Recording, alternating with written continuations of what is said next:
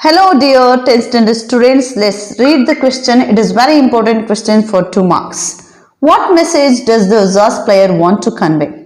ಈ ಕ್ವಶನ್ ಅರ್ಥ ಏನು ಅಂತ ಹೇಳಿದ್ರೆ ಜಾಸ್ ಪ್ಲೇಯರ್ ಯಾವ ಒಂದು ಮೆಸೇಜ್ ನ ಕನ್ವೆ ಮಾಡಬೇಕಿತ್ತು, ಏನ್ ಮೆಸೇಜ್ ನ ಇವರು ಕನ್ವೆ ಮಾಡಬೇಕಿತ್ತು ಅಂತ ಹೇಳಿ ಜಸ್ಟ್ ಆನ್ಸರ್ ನ ನೋಡೋಣ.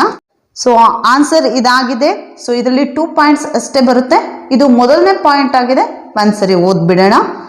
The Zaz player wants to convey that he is a black man who can draw people towards him through his music.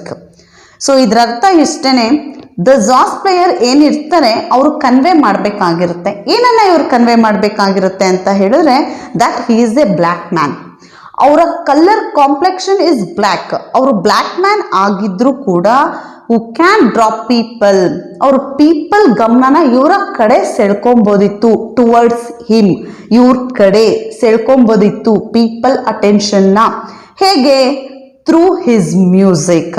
ಇವರ ಮ್ಯೂಸಿಕ್ ಮುಖಾಂತರ ಪೀಪಲ್ ಅಟೆನ್ಷನ್ನ ಡ್ರಾ ಮಾಡ್ಕೋಬಹುದು ಅಂತ ಹೇಳಿ ಅವ್ರಿಗೆ ಗೊತ್ತಿರುತ್ತೆ. ಅದನ್ನ ಅವರು ಕನ್ವೆ ಮಾಡಬೇಕಾಗಿರುತ್ತೆ. ಇದು ಬಂದು ಫಸ್ಟ್ ಪಾಯಿಂಟ್. ಸೆಕೆಂಡ್ ಪಾಯಿಂಟ್ನ ನೋಡೋಣ.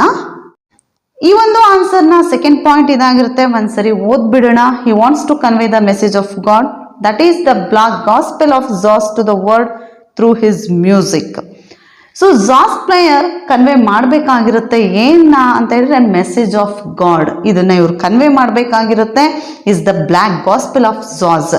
ಗಾಸ್ಪೆಲ್ ಅಂದ್ರೆ ಏನು? ಆ ಟೈಪ್ ಆಫ್ ರಿಲಿಜಿಯಸ್ ಮ್ಯೂಸಿಕ್.